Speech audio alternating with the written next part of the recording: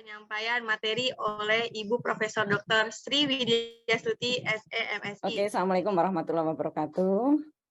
Waalaikumsalam warahmatullahi Salam wabarakatuh. sejahtera untuk kita semua. Om Swastiastu, Namo Buddhaya, salam kebajikan, dan salam sehat selalu. Ya, judul yang kita akan diskusikan.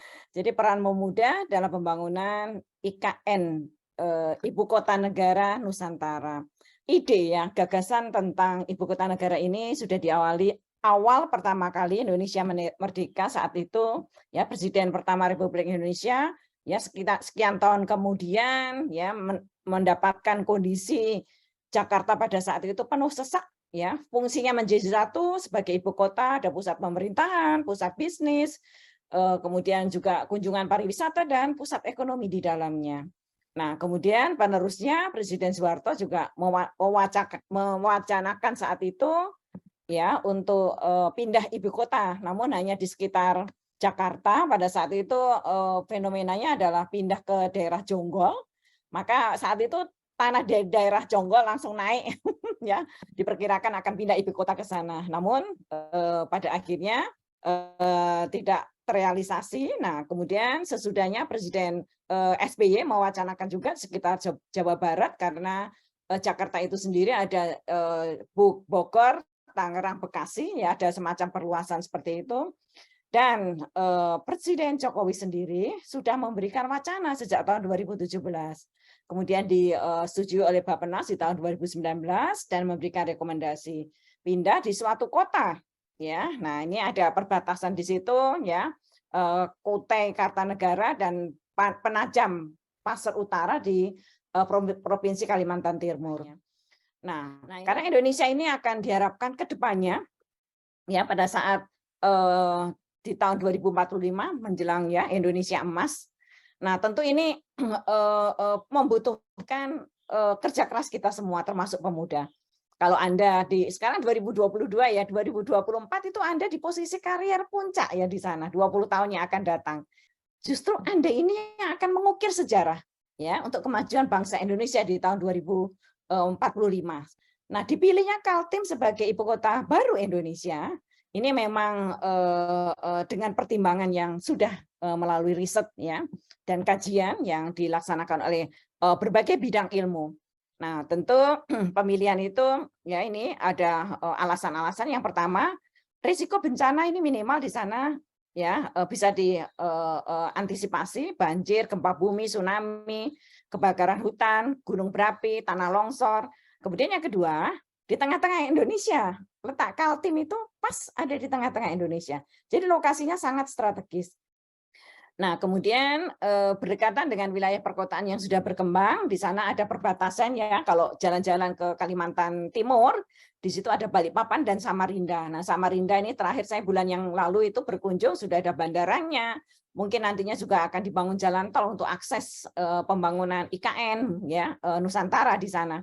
Dan kota Balikpapan yang di sana ekspatriat ya, perusahaan-perusahaan asing sudah maju di dalam menjalankan bisnisnya. Nah, kemudian infrastrukturnya juga sudah mulai lengkap, tadi ada jalan tol ya yang segera akan dibangun, akses jalan raya, infrastruktur yang lainnya. Nah, kemudian yang jelas di sana pemerintah sudah punya lahan yang luas 180.000 hektar.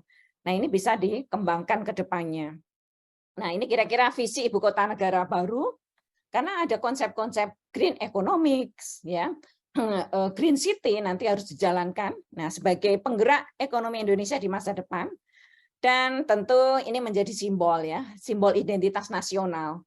Sektor prioritas di masa depan ada infrastruktur, koneksitas, ya, smart connectivity, ya. Nah, kemudian pemerintah yang efektif dan efisien, dan tentu tadi nanti kita akan bahas tentang smart city, kota layak huni. Nah, tentu kenyamanan dan efisiensi melalui teknologi nanti, ya, smart city. Kemudian jangan lupa dirangkai kebinekaannya, Bhinneka Tunggal Ikanya, ya. Nah, kemudian koneksitasnya, sirkuler dan relation-nya. Jadi relation-nya ini adalah bagaimana kita sirkulasi ekonomi itu bisa berjalan, ya. Ada ketidakseimbangan dan itu bisa diatasi di dalamnya. Nah, kemudian pembangunan dengan net zero emission. Jadi emisinya di kerusakan udara, ya. Polusi udara itu diminimalkan dengan green city. Nah, kemudian selaras dengan alam, karena memang pada saat sekarang ini masih berupa lahan yang hijau dan itu tidak boleh diganggu keseimbangan alamnya. Nah, ini kira-kira prioritas utamanya. Pertumbuhan ekonomi ini menjadi prioritas utama, pemerataan kesejahteraan dan perkembangan di sektor-sektor ekonomi baru yang akan dimunculkan di sana. Ini penting sekali, harus ada komitmen pemerintah, ya, untuk meningkatkan gap, ya, gap ekonomi atau kesenjangan ekonomi, ya, antara satu daerah dengan daerah yang lainnya, ya, bagaimana pendapatan antar wilayah itu bisa berimbang dengan adanya IKN ini, mampu untuk dilakukan pengontrolan seperti itu. Nah, oke, ini ada beberapa konsep, nanti sambil jalan di bawahnya ada konsep kota hutan, ya, forest city. Yang pertama kita akan melihat adanya konservasi, ya, konservasi sumber daya alam dan satwa, ya, habitat satwa di dalamnya harus ada keseimbangan. Nah, tadi terkoneksi dengan alam, ya, ini kaitannya dengan forest city, harus terkoneksi dengan alam, maka ada interaksi manusia dan alam yang terkoneksi dengan baik. Kemudian pembangunan rendah karbon. Nah, kemudian pembangunan sumber daya air. Nah, sumber daya air ini penting sekali. Kenapa? Karena air ini kan sumber daya yang penting untuk keberlanjutan hidup, ya. Pembangunan secara terkendali harus memiliki ekosistem yang sensitif. Bagaimana mengendalikan pembangunan, ya, pembangunan perkotaan yang berbasis daya dukung dan daya tampung lingkungan yang ada. Nah, jangan lupa nggak bisa sendiri, termasuk Anda ini pemuda, pemudi, melibatkan masyarakat. Hutan dan lingkungan ini memberikan manfaat yang sangat besar kepada masyarakat. Bagaimana membangun smart city di dalamnya? Smart city ini pengelolaan, ya, kota, ya, secara cerdas. Jadi dengan adanya smart city, itu perdagangan ekonomi itu bisa maju, bisa akses ke sumber daya resources untuk mengolah bahan, kemudian produksi, ya, kemudian distribusinya itu bisa secara smart, ya, secara terkoneksi dengan baik. Nah, bagaimana ini kaitannya dengan sedikit tentang prinsip keuangan berkelanjutan. Ini terkait dengan bagaimana sih kita membiayainya. Kalau para pemuda itu tanya gini, Bu, dananya dari mana sih, Bu? Nah, kira-kira seperti itu. Maka tentu ada sumber-sumber pendanaan yang luar biasa dari banyak pihak. Nah, maka prinsipnya tetap tadi, prinsip of sustainable finance. Nah, ada investasi yang bertanggung jawab, ada strategi dan praktek bisnis yang berkelanjutan. Dananya tidak hanya dari APBN saja, ya, bahkan dari donor luar negeri itu dengan prinsip sustainable finance ini banyak yang akan membantu. Nah, kemudian yang jelas harus bagus governance-nya, tata kelolanya bertanggung jawab, transparan, ya. Kemudian ada kolaborasi, ada ya inklusif, artinya di sana harus kita ada serba keterbukaan di dalamnya, ya, bisa diakses. Nah, kemudian pengembangan sektor unggulan prioritas, apa yang menjadi prioritas di sana pasti nantinya akan menjadi prioritas pembangunan infrastruktur yang terintegrasi, kemudian ada pemukiman penduduk, ya, perkantoran, ya, kemudian ada industri, dan prinsipnya harus sustainable, ya, berkelanjutan, lingkungan yang berkelanjutan. Karena ini adalah perubahan bagi sebuah peradaban yang baru, yang nantinya akan jauh lebih maju, nah Anda harus menyingsingkan lengan baju. Peranan yang sangat penting, sangat strategis. Karena persiapan pembangunan IKN ini sangat membutuhkan masukan dari banyak pihak, ya, dari elemen masyarakat termasuk pemuda. Pemuda itu punya kemampuan yang luar biasa, ya, penyambung lidah masyarakat dan pemerintah. Maka penting sekali pemikiran akademis, ya, dari pemuda, ya, untuk berperan, ya, kelancaran di dalam proses pembangunan IKN nantinya. Bahwa ini ada beberapa, ada 17 chapter yang sudah bersepakat, ya, negara-negara di dunia dan mengharapkan Indonesia tadi sebagai jalur hijaunya, terutama di Kalimantannya.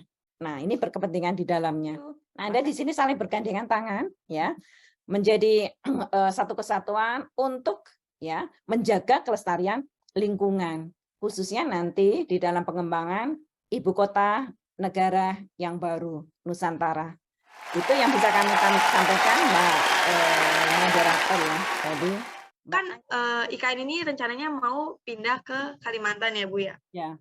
Dengan berpindahnya ibu kota, ada nggak sih Bu dampak untuk Jakarta sendiri? Dampaknya seperti apa Bu kira-kira kalau misalnya ibu kota ini pindah? Nah, sebetulnya pemindahan ibu kota itu tidak hanya Indonesia, ya, saat ini yang lagi gencarnya di pemberitaan. Ya, kita tahu Malaysia juga, ya, Brazil, bahkan negara besar Amerika sendiri punya ibu kota yang jauh, ya, New York ibu kota pemerintahnya, ya. Nah, bukan ibu kota pusat bisnisnya. Nah, nantinya kebayang bahwa Jakarta ini tetap menjadi sentral bisnis, ya, pusat bisnis dengan adanya perubahan-perubahan atau pengendalian lingkungan yang lebih baik. Nah, bayangan saya, nah ini mimpinya ya ke depan kalau sudah dipindah di sana nih. Nah, kemudian ada perbaikan lingkungan, dibikin bendungan, dibikin apa, nah ini dimajukan lagi itu. Mudah-mudahan seperti itu. Nah, Oke Ibu, terima kasih. Mungkin ada satu pertanyaan lagi Bu yang silakan. saya ingin bertanya nih, kayak menurut Ibu ada nggak sih Bu kota atau daerah yang menurut Ibu selain di Kalimantan tuh yang cocok dijadiin ibu kota? Apa hanya di Kalimantan yang benar-benar cocok Bu? Bagus nih. Kalau saya pilih kota kelahiran saya, ya. Enggak deh. Nah, artinya ternyata pemilihannya tadi, pemilihan, ya, Kalimantan Timur itu sudah melewati berbagai macam kajian. Kalau kota-kota yang lainnya, memang sudah ada kajian dengan bandingan kota-kota yang lainnya. Sehingga dari sisi topografi, dari sisi geologi, ya, dari sisi ekonomi, ya. Nah, tentu ini dari sisi kebencanaan tadi, ya. Ini lokasi ini adalah lokasi yang sangat strategis.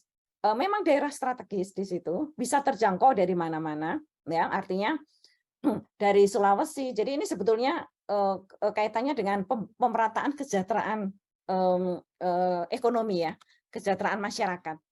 Pertanyaan saya itu, misalnya udah saatnya kita pindah ibu kota ke IKN di Kalimantan Timur. Nah, adakah solusi supaya ekonomi Indonesia itu setidaknya stabil saat kita baru pindah ke sana gitu? Karena menurut saya potensi ekonomi Indonesia bakal turun saat IKN itu baru pindah itu tinggi sekali, Bu. Tidak semudah membalik tangan. Nah, Brasil itu memindahkan, ini cerita suksesnya Brasil, ya, memindahkan ibu kota itu, ya, tidak setahun 2 tahun, lebih dari 5 tahun. Tapi pemerintah punya planning, ya, siapa dulu nih yang akan berangkat, ya, dari Kementerian PUPR bersama timnya, ya, dari Kementerian Kemendes bersama timnya, ya. Kemudian pembangunan smart city-nya ini Kominfo bersama timnya. Ini di IKN ini terencana terintegrasi dengan baik.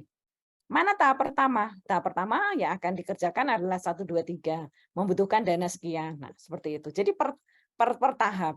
Nah, dengan adanya schedule seperti itu, ya, secara bertahap itu, berharap sedikit demi sedikit, ya, pusat administrasi pemerintahan itu bisa berpindah ke sana. nggak langsung bedol desa ya, tapi step by step ada rencananya seperti itu.